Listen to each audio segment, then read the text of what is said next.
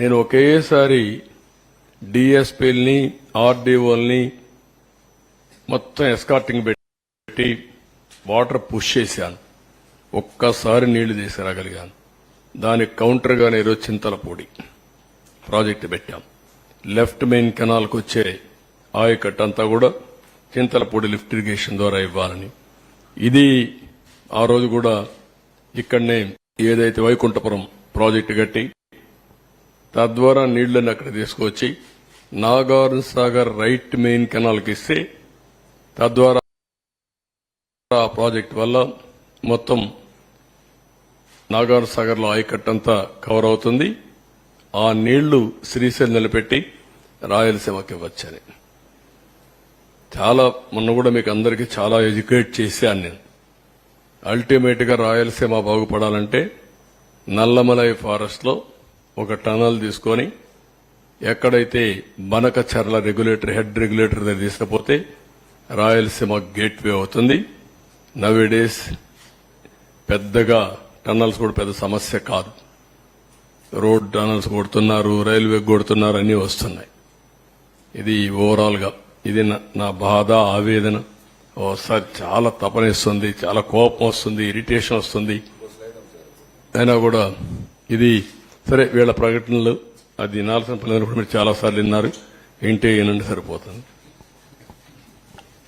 Project పనులు మొదలైపోయాయి. Project 2021 June నాటికి complete చేస్తాము, నీళ్ళు ఇస్తామని కూడా ఖచ్చితంగా చెప్తాము. ప్రాజెక్టు మంచి స్పీడ్ లో జరుగుతా ఉంది. ప్రాజెక్టు బాగా కూడా పనిచేస్తా ఉంది. బాగా కూడా వర్కులు కూడా జరుగుతా ఉన్నాయి. అధ్యక్ష, ఈ ప్రాజెక్టును 1 మినిట్ మీరు అక్కడ మాట్లాడినప్పుడు చూశారు. 2021లో మాట్లాడుతున్నాడు. 2021 అసెంబ్లీలో ప్రాజెక్టు స్పీడ్ గా జరుగుతుందంటాడు. అప్పుడు మునిగిపోయింది. వీళ్ళని ఏం చేయాలంటే వీళ్ళు ముఖ్యమంత్రులుగా పెట్టుకోవడం అనేది మన దౌర్భాగ్యమే కదా. ఇదే అతను మాట్లాడే మాటలు. నెక్స్ట్ ఖరీఫ్ 2022 నాటికి నీళ్లిచ్చే పరిస్థితి తీసుకొని వస్తానని కూడా ఖచ్చితంగా కూడా చెప్తా ఉన్నారు.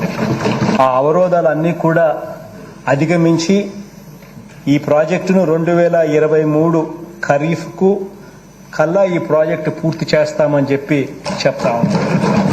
సో ఇవన్నీ కూడా అధిగమించి ఇప్పుడు దేవుని దయ వల్ల కొంచెం గాడిలో పడింది. 2025 ఖరీఫ్ కల్లా ఖచ్చితంగా గోదావరి పోలవరం ప్రాజెక్టు పూర్తి చేసి నీళ్లు కూడా పెట్టే పరిస్థితి వస్తుంది.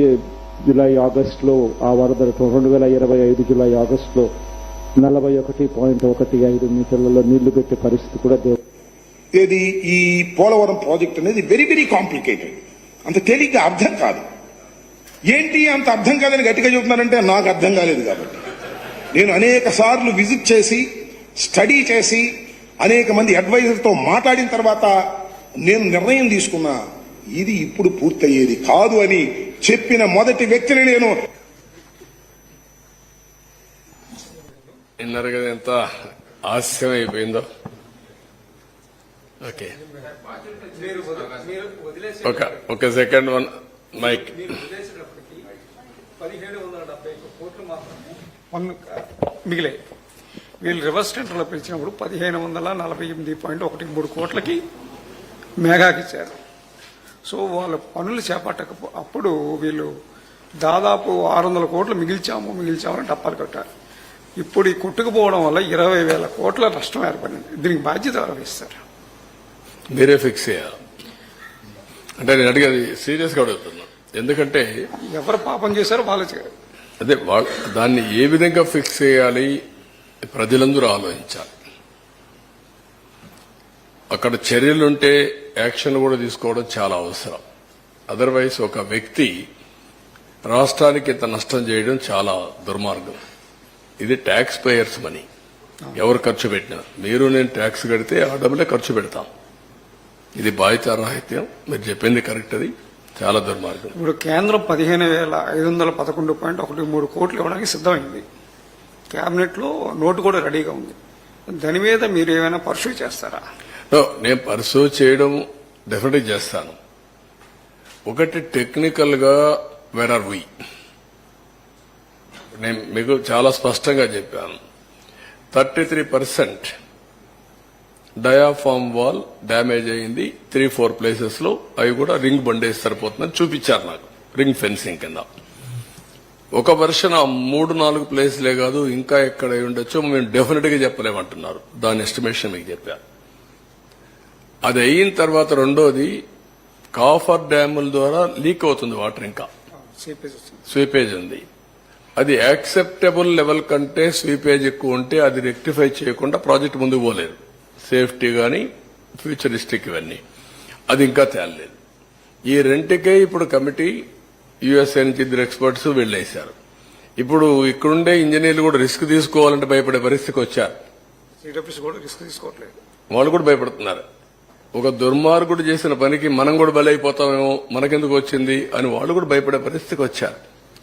అంటే బాధ్యత తీసుకోవాల్సిన వ్యక్తులు బాధ్యత తీసుకుని, అందుకే ఒక మాట చెప్పాను, మీకు తెలిసి మీకు డ్యామేజ్ కనబడుస్తా ఉంది, తెలియకుండా బ్రాండ్ గాని డ్యామేజ్ గాని విపరీతంగా ఉండబోతుందని నేను ఎలక్షన్ ముందే చెప్పాను.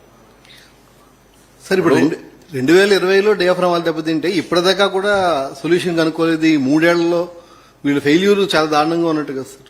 2020లో డియాఫ్రామ్ వాళ్ళు ఎంత బుకాయిస్తున్నారో చూశారు కదా. లాస్ట్ 2025 ఇప్పుడే సొల్యూషన్ వచ్చేసింది, అయిపోయింది, నీళ్లు ఇచ్చేస్తానని మాట్లాడే పరిస్థితికి వచ్చారు. ఇయర్ బై ఇయర్ అంటే వాళ్ళు చెప్పింది 2021కే దెబ్బతినింది. 22 చెప్పారు, 23 చెప్పారు, 25 కూడా చెప్తున్నారు మళ్ళీ.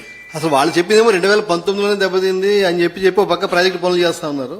2020లో దెబ్బతింటే ఇప్పటిదాకా సొల్యూషన్ కూడా కనుక్కోలేకపోయారు. అదే నేను మీకు ఒకటే గుర్తుపెట్టుకోండి, వాళ్ళు ఏం చెప్పారు, ఎక్స్పర్ట్స్ అందరూ కూడా చెప్తే వాళ్ళందరూ తెలుగుదేశం వాళ్ళు, ఇంకా అపోజిషన్ వాళ్ళు.